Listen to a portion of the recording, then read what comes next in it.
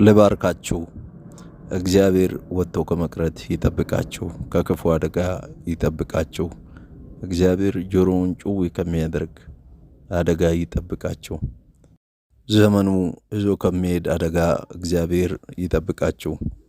በዘመኑ ውስጥ ከሚከሰት ክፉ በሽታ፣ ክፉ አደጋ እግዚአብሔር ይጠብቃችሁ። እንቅፋት አይምታችሁ። ቤታችሁ መቅሰፍት አይግባ። ቤታችሁ ሞት አይግባ። ቤታችሁ ሐዘን አይግባ። የሚያስለቅስ ነገር አይግባ። የዘመናችሁ የልምላሜ ዘመን ይሁን። እግዚአብሔር ይባርካችሁ፣ ያለምልማችሁ። በወንዞች ዳር እንደተተከለች ዛፍ እግዚአብሔር ያድርጋችሁ። እነሆ ፍሬዋን በየጊዜ እንደምትሰጥ እንደማትረግፍ ዛፍ እግዚአብሔር ያደርጋችሁ። ለምልሙ።